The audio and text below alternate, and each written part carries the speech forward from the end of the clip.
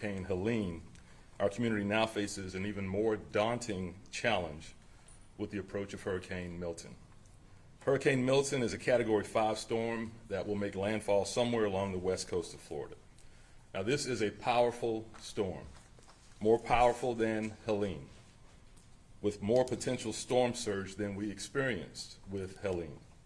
If we take a direct hit from the storm, we should understand the realities. The recovery of power and services and the rebuilding process after this storm will be a challenge, and it will take time. But the most important thing at this point is to save lives. And we can do that by moving to a safe place and shelter if you are ordered to evacuate. Now, Pinellas County has called for mandatory evacuations for everyone in zones A, B, and C, and all mobile homes and businesses in those areas. Please heed all evacuation orders. This is an incredibly powerful storm. Now, St. Pete Police Department has started to canvass neighborhoods in the mandatory evacuation zones to inform them of the mandatory order. Additionally, tolls have been suspended to assist Floridians when evacuating. Tolls for major highways have been suspended in Citrus, Hernando, Hillsborough, Pinellas, and Pasco counties. And they are suspended from Monday, October 7th until Monday, October 14th at noon. Now, the time to prepare is now. The storm will start bringing impacts to our state as soon as tomorrow evening. The county has opened a pet-friendly shelter for St. Pete residents who are evacuating at Gibbs High School. If you're planning on using a shelter, please bring all the necessary supplies and food that you and your family will need while in the shelter. The shelters are here for a reason. Please use them if you are in an evacuation zone. Now, given the timing and the potential impacts of the storm, first responders will not be able to reach you during the peak of this storm if you choose not to evacuate. If you are a special needs resident and need assistance getting to the shelter, please call the county information line at 727-464-4333.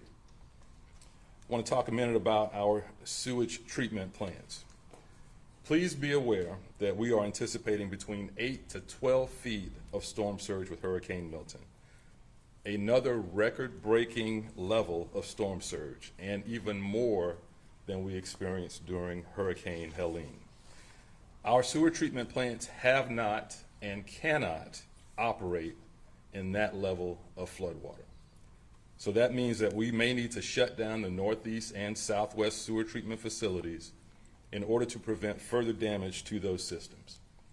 The decision to shut down the facilities will be made closer to the storm's landfall once we have a better idea of where exactly the storm is headed. This means if the plants are turned off in order to protect the equipment, residents will not be able to flush toilets, do laundry, take showers, etc. Depending on the level of storm surge and other impacts, it may take longer than 24 hours to restore the plants for this storm. Please keep that in mind when making your preparation plans. On to debris collection. To assist with Helene recovery, the city has opened a debris management site for residents and haulers to drop off storm debris. And I want to thank my team for putting this together so quickly. The address for that site is 1953 72nd Street North. As Milton continues to develop, the city is encouraging everyone to secure as much storm debris as possible. If you're going to visit the debris management site, please bring your driver's license or a water bill. And be prepared to unload the debris yourself, as staff is unable to assist with the unloading. More information regarding the debris management site is available at stpete.org/Helene. This is a very serious storm that will significantly affect our area, and the time to prepare and evacuate is now. You do not have much time left. I know we're tired, I know we're still rebuilding from Helene, but please take all necessary precautions to protect yourself and your loved ones and the things that are most important. We will rebuild. I'll now turn it over to Yolanda for a Spanish translation, followed by Amber Bolding, our emergency management manager. Yolanda. Thank you. Mientras nos recuperamos de los efectos del huracán Helene, nuestra comunidad se enfrenta ahora con la llegada del huracán Milton. El momento de prepararse es ahora. La tormenta comenzará a traer impactos a nuestro estado tan pronto como mañana por la noche. Es una tormenta poderosa, más que Helene. Lo más importante en este momento es salvar vidas. El condado de Pinellas ha ordenado evacuaciones obligatorias para todos en las zonas A, B y C. Eso incluye casas móviles y negocios. Si desea evacuar, por favor, hágalo tan pronto como sea posible. La policía ha comenzado a avisar los barrios en esas zonas de evacuación. El condado ha abierto un refugio en Gibbs High School para los residentes con mascotas. Si usted planea ir a un refugio, por favor traiga todo lo necesario y los alimentos que usted y su familia van a necesitar. Los socorristas no podrán llegar a usted durante el pico de la tormenta si decide no evacuar. Si usted es un residente con necesidades especiales y necesita ayuda para llegar al refugio, por favor llame a la línea de información del condado al 727-464-4333. Tengan en cuenta que anticipamos entre 8 a 12 pies de marejada ciclónica con el huracán Milton. Este es un nivel histórico. Nuestras plantas de tratamiento de aguas residuales no pueden operar en ese nivel de inundación, lo que significa es que es posible que tengamos que cerrar las instalaciones del noreste y el suroeste con el fin de evitar mayores daños a los sistemas. La decisión de cerrar estas instalaciones se tomará más cerca de la llegada de la tormenta. Esto significa que si se apagan las plantas para proteger los equipos, los residentes no podrán descargar, lavar la ropa o ducharse. La ciudad ha abierto un sitio nuevo para recibir escombros para los residentes y los contratistas. La dirección en este sitio es el 1953 72 Calle Norte. Si usted va a ir al sitio de escombros, por favor, traiga con usted su licencia de conducir o factura de agua como identificación que vive o trabaja en St. Petersburg. Esta es una tormenta muy grave. Ahora es el momento de prepararse y evacuar. Ya no tiene mucho tiempo. Thank you, Yolanda. Amber?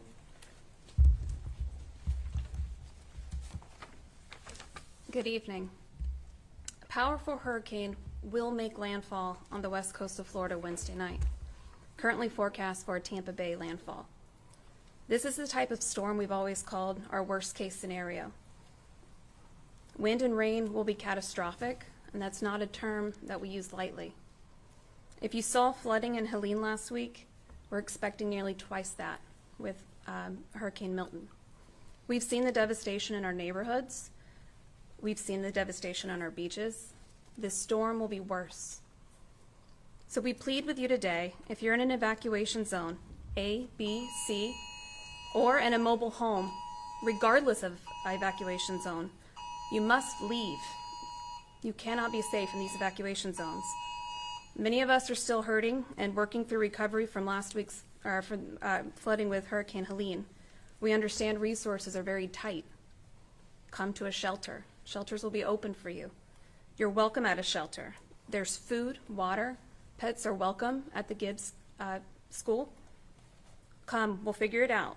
We want everyone out of the evacuation areas and into a safe place. If you do have the means to leave the area, you're encouraged to do so. We often say evacuate tens of miles, not hundreds of miles. You don't always have to leave the area. With a storm like this is unprecedented. And I feel like we were just here, a week ago saying this is unprecedented. And unfortunately, we're in this area again. But it is. Almost half of the county right now is being ordered to evacuate. We have shelters open for people. There's places to stay. But again, if you have the means and you're able to safely leave the area, you also are encouraged to do that. But just know you don't have to leave the area. There are safe places right here in St. Pete. Finally, I want to encourage everyone, please check on your family, friends, your neighbors. If you do live in an evacuation zone, see what your neighbors' plans are. Do they need help? Do they have the means to get to a shelter? Are you able to help give them a ride? Do you have family and friends in a non-evac zone that you can bring them along? We really, really need to make sure that if you're in those vulnerable areas, if you are affected by Hurricane Helene, you will be affected by this storm, and much more so. You have to get out of those areas, and we're asking you to do that and to check on your neighbors, family, friends, and make sure that they have those plans to do that as well. Again, storm is not to be taken lightly, and we need each and every person to take care of each other and get evacuated out of these zones. We still have time. We're a couple days out. We expect, these conditions to start deteriorating, possibly as early as overnight, Tuesday into Wednesday. But on Wednesday, that's the time you got to be where you're out of the risk zone. So make those plans now. We have some time, and let's do it together. Thank you. Thank you, Amber. Administrator Gerdes, did you want to make some comments now or after the questions? I'll be happy to Okay. answer questions. We'll take questions now. Hi, Mayor. Could you talk about the debris removal process going on? How many trucks are out? Where have they been? And how much has been picked up? I'll ask Mike Jeffries, Administrator, to give us that information. Mike?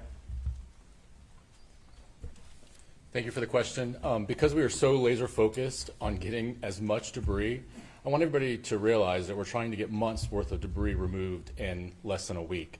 Because we're so focused on that, and we've contacted all of our resources, assets, all of our partners are working with us. We're not tracking it like we normally do. I can't tell you exactly how much we've collected. That's something that we're going to look to gather post-storm. But again, we're working with state, we're working with county, and all of our contracted debris haulers to get as much removed as we possibly can. Mayor, can you talk about having the dual impacts here of these back-to-back storms? Obviously, this is really rare, but I can only imagine the strain on resources that it creates on your people resources, your firefighters, police officers, all of your emergency management team. Everybody has to be exhausted. Are you getting any sort of backup or support from other counties or nearby areas? Well, as Mike said, having this back-to-back right after Helene puts it in a whole different stratosphere. As you said, we're trying to handle 6 months of debris in 6 days, we fully understand the impact that having that debris on the street will do when Milton gets here. My team is putting a lot of pressure on themselves to try to do this. A lot of them have been impacted, even team members standing here today. I think last count we had over 150 employees who have been personally impacted. They're still working and doing the job. So we're concerned about the mental health of our employees, making sure that we make sure they have resources. We've done outreach to our employees to know there's help if they need it. But I can tell you the employees of the city of St. Peter are focused on keeping our city moving forward.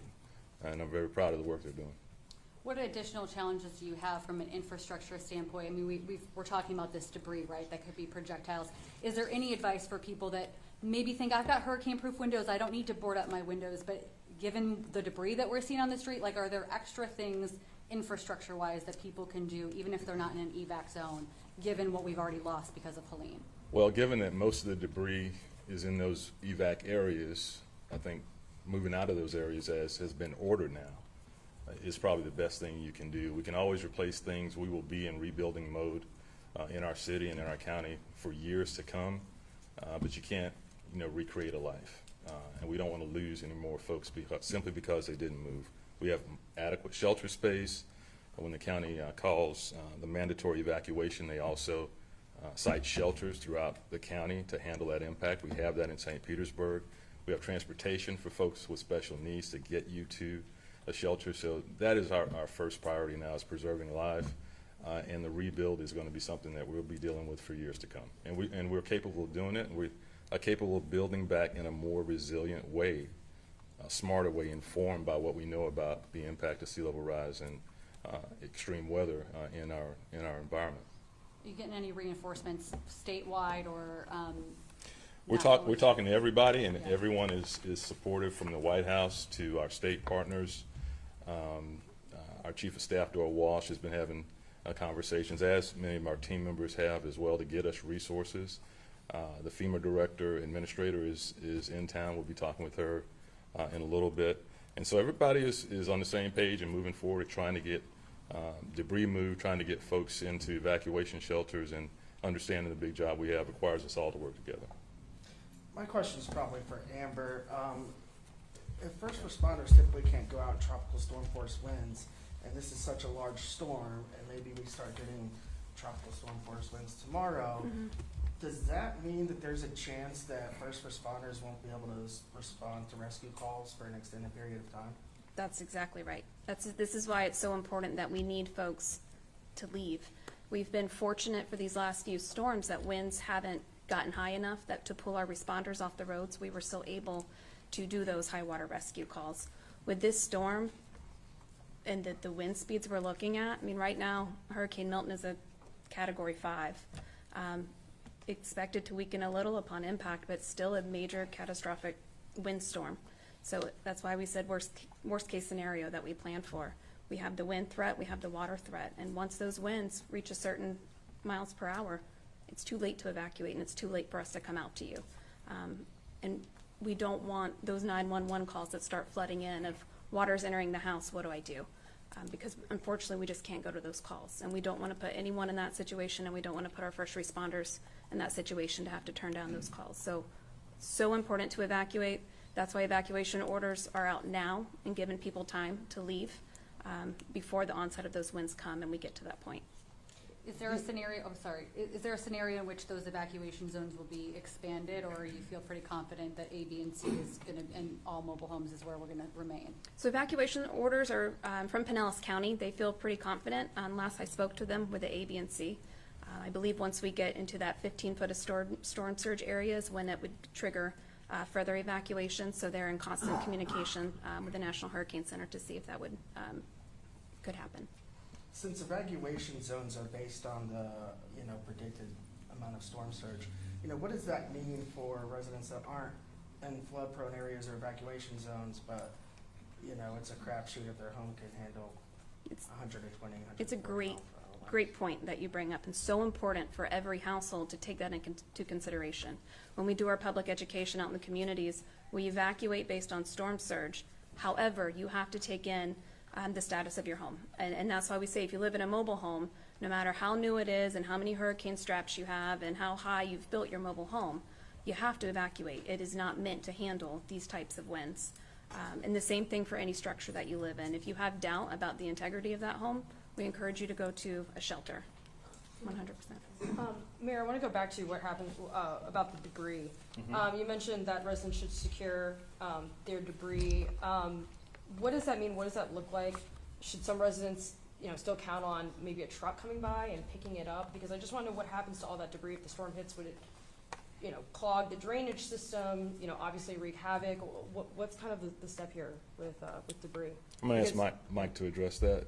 I'll just reiterate, if you are in that evacuation zone, we're asking that your priority be to move yourself and your family out of that evacuation zone. To me, the debris is a priority, but second to keeping folks safe. So, Mike.